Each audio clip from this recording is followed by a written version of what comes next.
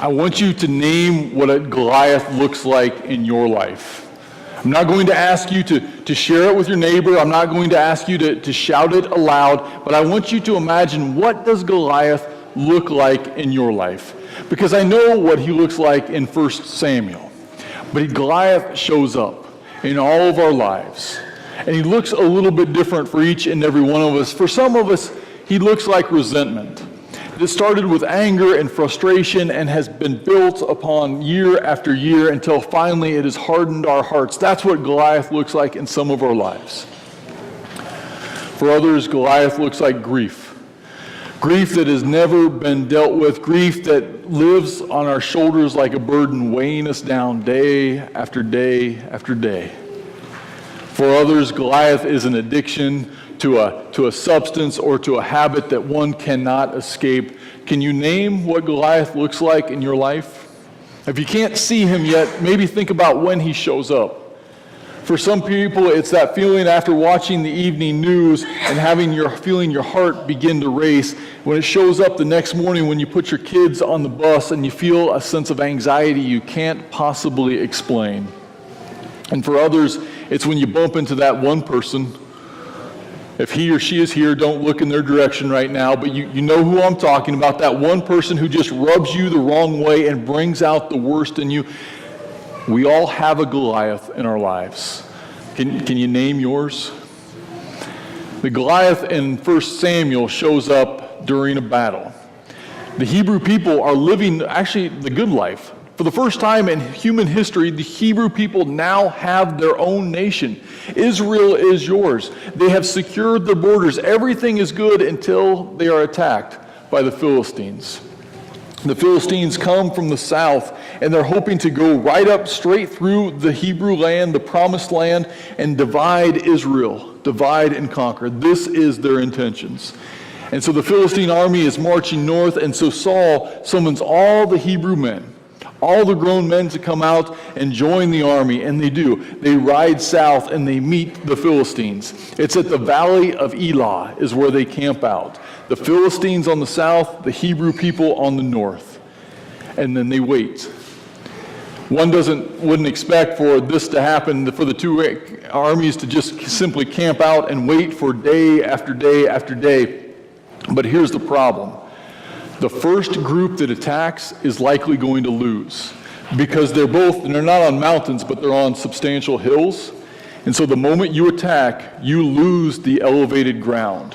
And so all those spears and all the other things javelins that can be thrown down, you lose your advantage. So the two sides begin to wait each other out.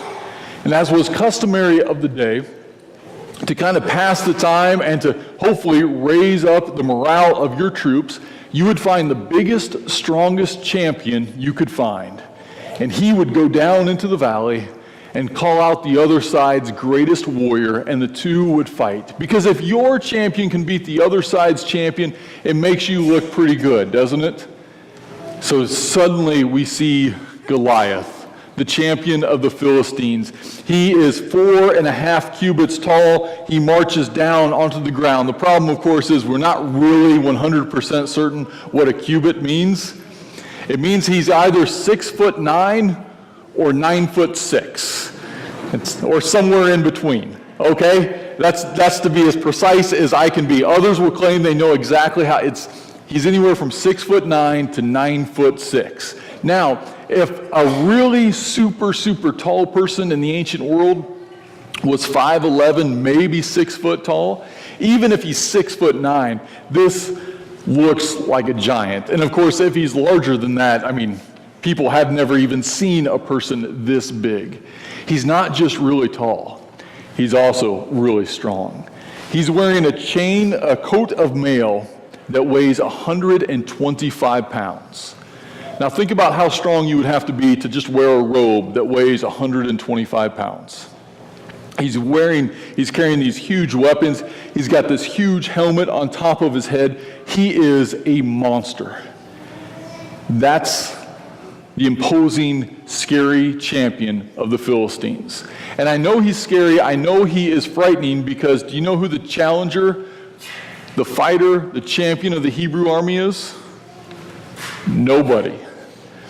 2 weeks before, they're all riding into battle and they're looking around and they're saying, you know how men can be.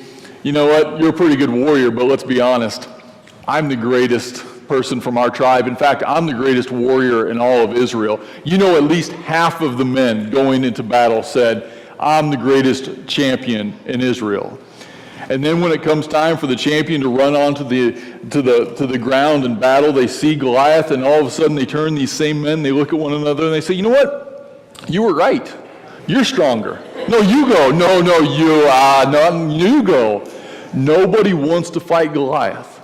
So he marches down, literally day after day after day. This goes on for 40 days. Then he goes down into the valley and he calls out the Hebrew people. And nobody will face him. After a couple of days, the morale of the troops begin to go down. I mean, if you can't find one person in the entire army courageous enough to fight Goliath, what chances do you have? Saul, the king, realizes this is a problem, so Saul decides he's going to take matters into his own hands. If he can't inspire the people, at least he can bribe them. So here's the plan.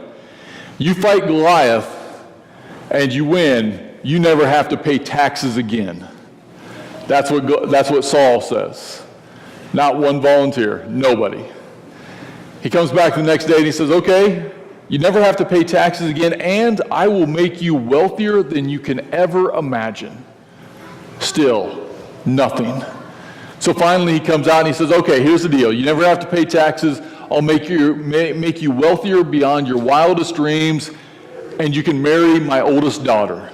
She's beautiful. She's a princess. That makes you a prince. Crickets. Not one person volunteers. Because have you seen how big and strong Goliath is? One day when Goliath is out there mocking the Hebrew people and, importantly, mocking their God, a little shepherd boy shows up. We met him last week. His name is David. David shows up, and you know the story, but people begin to assume, oh, David must be a ringer.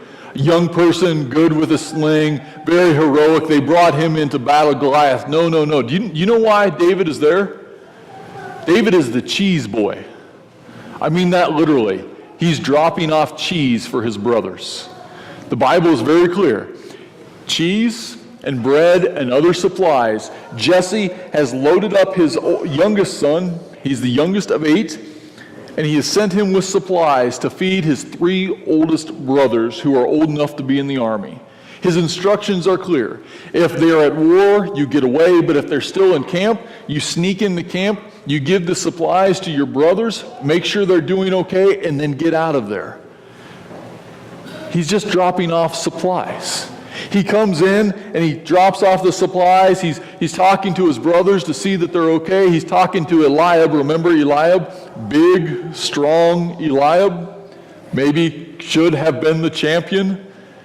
He says, Eliab, why doesn't somebody go fight Goliath? What's going on? Why are we letting him do this? And Eliab, the older brother, says, shh, stop asking questions, David, because they're embarrassing, right? When the little brother is asking questions, the older brother should be able to answer, but he doesn't want to.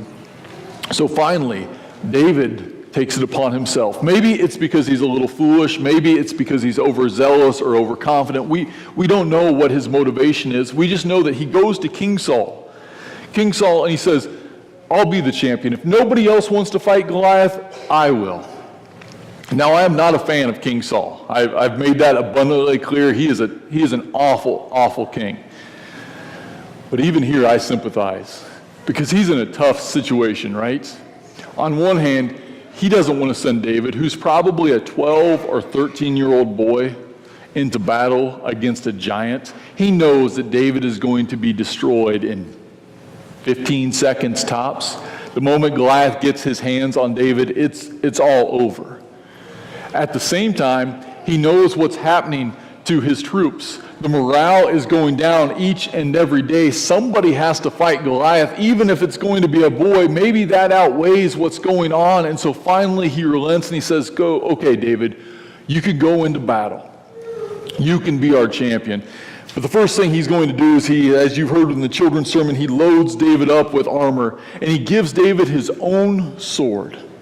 Whether that is an offer of thanksgiving or if it's just plain foolish, we don't really know. We just know that David is clothed in armor and he's got this big sword, which sounds really nice, except when you picture it, it's almost comical. The armor is so big he can't even walk. The helmet is so heavy he can't even keep his head up. The sword is so large he can't even wield it, barely even lift it. He's going to be destroyed if he fights Goliath this way. So finally he takes off all of his stuff, and instead he picks up 5 smooth stones. And he takes out his slingshot. Not slingshot, slingshot. And he goes into battle. He goes down into the ravine, he goes down the little hill, and there he meets Goliath. And when Goliath sees him coming, Goliath begins to laugh. Are you kidding me? Am I a dog that you would come to me with sticks? It's the first thing he says. The second thing he says is, after cursing David in the name of his gods, he begins to mock David and says, Come here, and I will give your flesh to the birds of the air and to the beasts of the wilderness," which is pretty imposing, right? And David responds, "You come to me with sword and spear and shield and javelin, but I come to you in the name of the Lord of hosts." And then David goes to meet Goliath. Well, first he says some other things that aren't appropriate for worship, but then he goes and he battles Goliath. And again, even if whether you've gone to church every Sunday of your life or this is the first time you've ever shown up, you already know how this story ends, right? It's one of the few stories in the Bible we all know. David takes out one of those smooth stones, puts it in the sling, winds up, throws it. It strikes Goliath on the forehead. It either kills him immediately or it knocks him unconscious. We don't know which, because when he falls to the ground, David runs over, grabs Goliath's sword that he can barely lift, and, well, he finishes the job. And I'll just leave it at that, all right? What happens next in the story is, because the Philistines have seen their great giant defeated by a shepherd boy, they are filled with terror. If their 12 and 13-year-old shepherd boys can defeat our giant, what do you think their soldiers are like? The Philistines immediately say, "We don't want to have anything to do with these people." They turn and they run as fast as they can. That's how David defeated Goliath. Now, it's a wonderful story, but ultimately I'm not concerned this morning about how David defeated Goliath in the 17th chapter of 1 Samuel. I'm far more concerned about your Goliath. We all have one. And here are the 5 things in honor of David having 5 stones. There's 5 lessons I want you to draw from this story. And I know that's seems a little bit large, right? Because how many points do pastors usually make? 3. You know why? Because pastors can only remember 3 points typically. So I'm going to stretch you this morning. I'm going to give you 5, and I'm going to give them to you real quick, all right? But here's 5 things I think you can draw from this story. First, figure out who your Goliath is. Notice this about Goliath. He's not going to go away. Goliath in the story marches down day after day for 40 days. Whatever Goliath you're facing in life, you have to face him, because he's not going to give up and he's not going to go away. Face your Goliath. Number 2, David had to own his own stuff.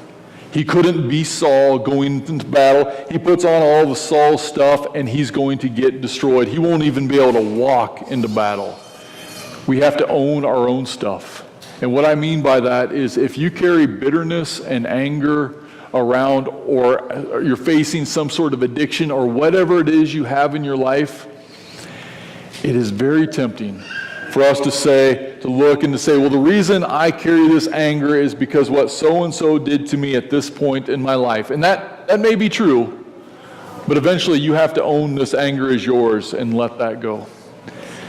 You can say, well, this habit or this addiction was passed on to me from someone else, and this is why I have it. That may be true, but eventually you have to come to the point to face your Goliath and own this issue as your own. Otherwise, you can never deal with it. The third part, and this is actually the most fascinating for me. Your Goliath isn't nearly as strong as you think he is, and I can prove it. Malcolm Gladwell wrote a book. He's not a biblical scholar, he's a sociologist, wrote a book called David and Goliath. And when he became obsessed with the story and looked at it, he began to ask a simple question that a biblical scholar would never ask, and that is, why is Goliath so big in the first place? See, it's kind of an obvious question, right? Why is he so big? Well, could he just have really tall parents? That's why he turned out the way he did? He's a foot, maybe 3 feet taller than everybody else in the land. Really? Just tall parents? Gladwell made the point that he probably has Marfan syndrome. I'm maybe not saying that correctly, but have you heard of that? How about this? Do you know who Andre the Giant is? Yes? A few pro wrestling fans at this service, more than the other ones. Okay. Think of Andre the Giant. People who have this syndrome, there's 3 telltale signs. 1, excessive height. Is Goliath excessively tall? Yes. Second characteristic, bad eyesight. Anything in the story that tell you that Goliath has bad eyesight? Yeah. What am I, a dog that you would come to me with sticks? David doesn't have sticks in his hands. Maybe a staff, but he's got a sling. He can't even see well enough to see what David is carrying. The third thing is that his joints become bad, that he would become lumbering. Anything in the story that would indicate that Goliath is lumbering? Come to me to fight, because I can't come to you. You're all the way over there. Come and let's fight. You make the journey, you walk to me. He's a big, strong, slow guy who can barely see. In the ancient world, we know. People who had slings, archers is what they were called, but they weren't archers, they were archers. The really good ones could kill a bird from 200 yards. Now, David is young, he's probably not great, but he could certainly, taking care of his sheep, from 50 yards, hit his target. Do you know what that means? David isn't the underdog. Goliath actually is. Because David can stay 50 yards away from him and sling rocks at him all day long. And by the time Goliath gets to David, David can be on the other side of the ravine. Your Goliath is not nearly as strong as you think he is. Fourth, you can defeat your Goliath if you fight on your terms. If David goes and fights Goliath on his terms, Goliath's going to break him in two. If he stays back, keeps tossing those rocks, he's going to win. Bitterness, anger, resentment. If you battle those with bitterness, anger, and resentment, they will destroy you every time. But if you battle them with hope, with forgiveness, with mercy, you can't lose. The fifth point, and this is the most important one, and if you can't remember the other four, that's fine. Just remember this one. David wins. David runs into battle because he trusts that the God of the Hebrew people, the God of Israel, the Father of our Lord Jesus Christ, will deliver him. That is God's promise to you. Whatever your Goliath is, you can defeat him. Trust that the God of Israel, the Father of our Lord Jesus Christ, will fight with you and for you and will deliver you. That is God's promise. And with God on your side, Goliath doesn't have a chance, people of God. Amen.